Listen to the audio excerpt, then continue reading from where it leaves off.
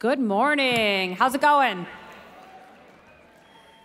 It is an absolute pleasure to be here today with the American Postal Workers Union. Thank you so much for having me.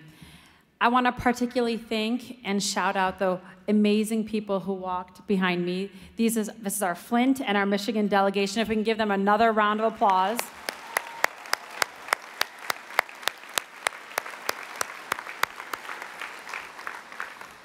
I also want to thank your president, Mark Divenstein, who early on understood the connections between Flint and the austerity that is poisoning our country everywhere. We are all fighting for justice. It's extra special for me to be here today. I have grown up in a union family. I have understood early on the value of unions. My mother was a union teacher for over 20 years. My father was a 35-year General Motors employee, benefiting from the contracts between the UAW and GM. And you heard about my brother. He's the lawyer that represents you guys in DC. So thank you.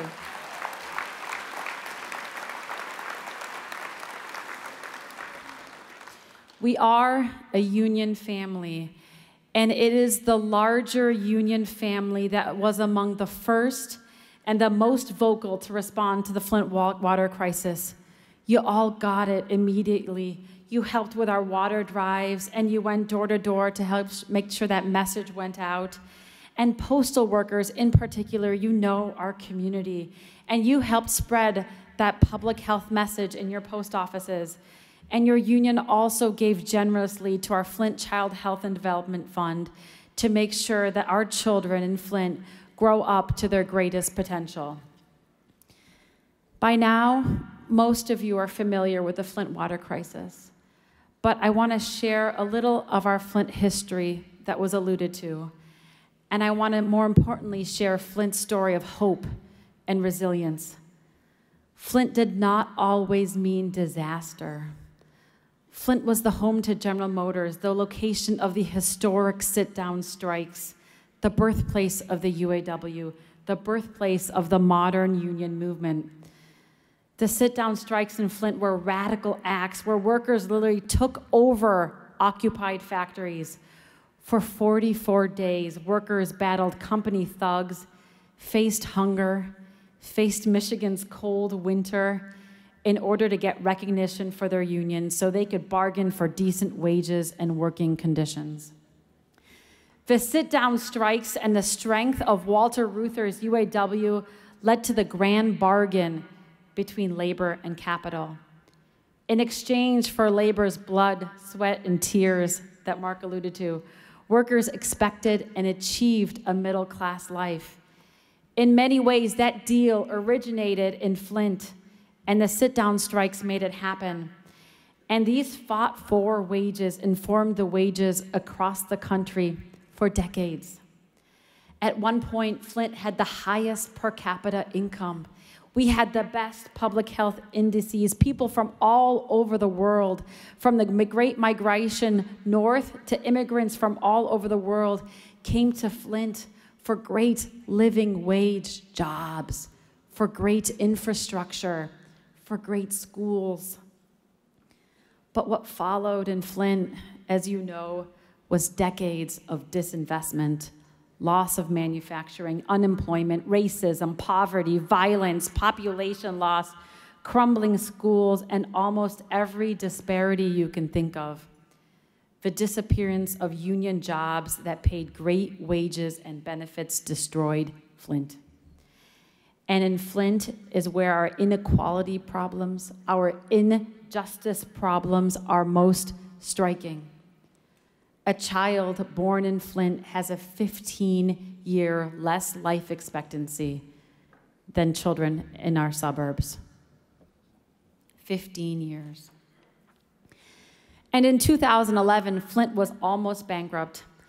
And our state, our governor, took over the city with an emergency manager. The right of every American to have a say over their local government was taken over overnight. Democracy was usurped. No democracy in Flint. And in 2013, fully half of African American citizens in Flint were living under an emergency manager, compared with 2% of our white population. It's hard to believe. And in an effort to save money, this emergency manager in 2014 severed a half-a-century relationship with Detroit Water. For over 50 years, the city of Flint was getting pre-treated, fresh Great Lakes water from Lake Huron. And with a simple flip of a switch, it was decided that that water was too expensive for the city of Flint. And that water was not being treated. It was not being treated with something called corrosion control, which is a no-brainer in the water engineering world. The extreme austerity caused this crisis on top of decades of infrastructure disinvestment, and it happened in Flint, and it's happening all over the country. And the heroic people of Flint, they raised their voices, and they raised jugs of brown water. But this poor, predominantly minority city in the middle of the Great Lakes, which is the largest source of fresh water in the world, was not heard because they had lost their democracy. For 18 months, they were told to relax, that nothing was wrong, while drinking poisoned water. The corrosive, untreated water created a perfect storm for lead to leach out of our plumbing and into the bodies of our children. And if you know anything about lead, it will freak you out. It is a potent, irreversible neurotoxin. There is no safe level of lead, and the lowest levels cause the steepest decline in children's thinking, cognition, their behavior, and has these decades-long, multi-generational impacts. And when I first stood up and I showed the proof that our children had increased lead levels in their bodies, the state of Michigan tried to discredit me. They said I was an unfortunate researcher causing near hysteria. But you don't mess around with our kids, and you don't mess around with lead. Thank you. Thank you.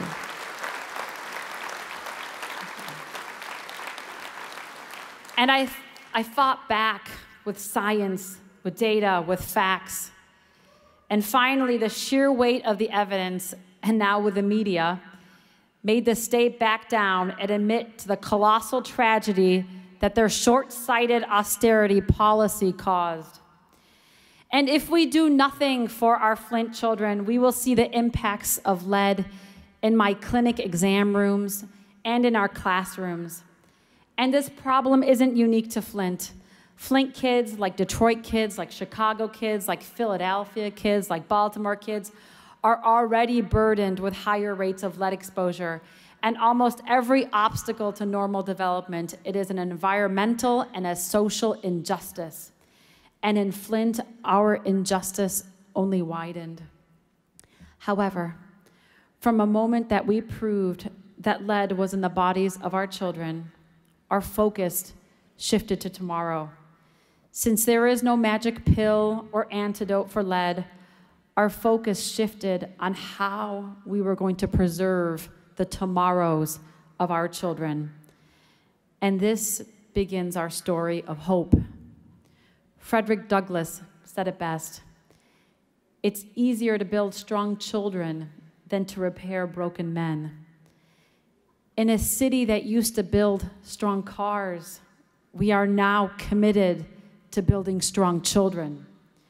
We are trying to build a model public health program. We are trying to wrap our children around with evidence-based interventions in nutrition, health, and education to promote their development. Things like early literacy programs, universal preschool, school health access, healthcare, mental health care. These are the kinds of things we're trying to do to mitigate the impact of this exposure. But the most important medication that I can prescribe for Flint is to lift our families out of poverty. We have a 40% poverty rate in Flint. It's about 60% for our children, compared to about 16% in the country. The most important prescription is middle-class jobs, job stability, occupational safety and health, good wages. These aren't just labor and economic issues. They're public health issues.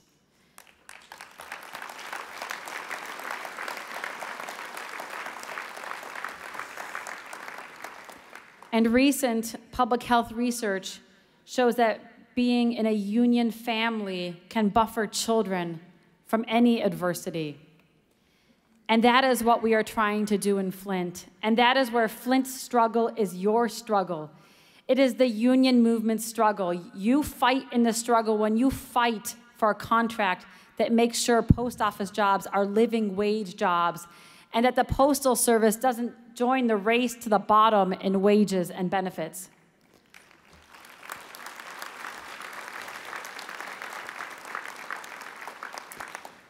In Michigan, we know that not all of our manufacturing jobs are going to come back.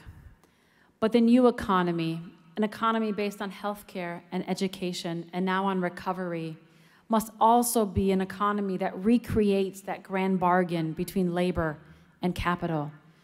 For instance, to respond to the lead and water crisis, we need a robust early education infrastructure. And too often, our childcare and our early education teachers, their jobs are minimum wage jobs. These workers deserve better. Flint also needs to build new schools to teach our children, and the workers who build them need to be union members with prevailing wages, and the teachers who teach in them need to be union members.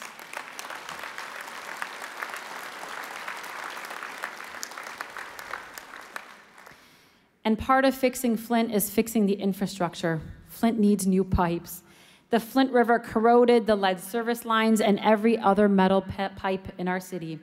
The workers who fix our pipes must be union members, and they must be paid living wages.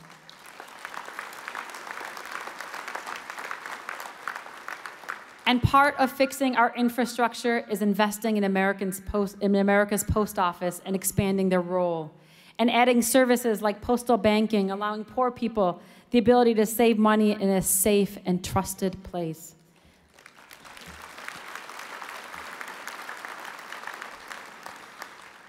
A renewed focus on living wage jobs will help us create economic prosperity, not just in Flint, but everywhere, because parents with living wage jobs are one of the most important things that we can do for our kids.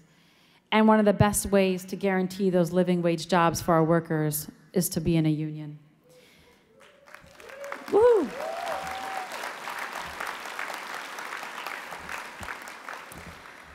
So you may not be hearing about Flint as much in the media, so maybe you think our problem is solved, but we're very much in the middle of this crisis. We are on our third year where we cannot drink the water from our tap. And it is difficult to believe that in 2016, once again, in the middle of the Great Lakes, we have a clearly demarcated population that is poor and predominantly minority that has yet to have access to safe drinking water. But we have a very strong and a very smart and a very resilient community that is committed to not being defined by this crisis, but being defined by our response to this crisis. And in 5 years, in 10 years, in 20 years, I will come back here and I hope to share our outcomes. I hope to share how we were able to proactively and positively invest in our children to mitigate the impact of this exposure, and how that investment was done with middle-class union jobs.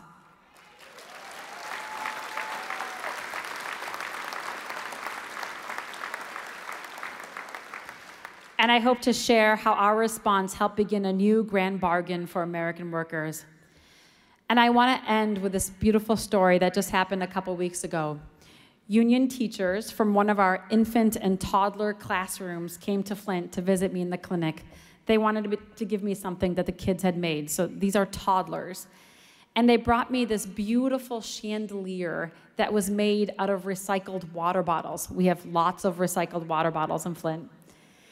And it was a gorgeous, multicolored chandelier. It was taller than me, which doesn't say much, but it was tall. And when these Flint toddlers made this chandelier, they were following directions, they were learning colors, they were using their fine motor skills, they were counting, they were sharing, they were making a huge mess, they were being kids. And when you look at the chandelier, you realize that these kids, they made beauty out of a tragedy. And this beautiful chandelier now hangs in my clinic, and whenever I look at it, I smile. And whenever anybody looks at it, really, they smile. But more importantly, it serves as a daily reminder that our work in Flint is just beginning. But like our toddlers, we are also going to turn this tragedy into something beautiful, because our fight for justice continues. Thank you.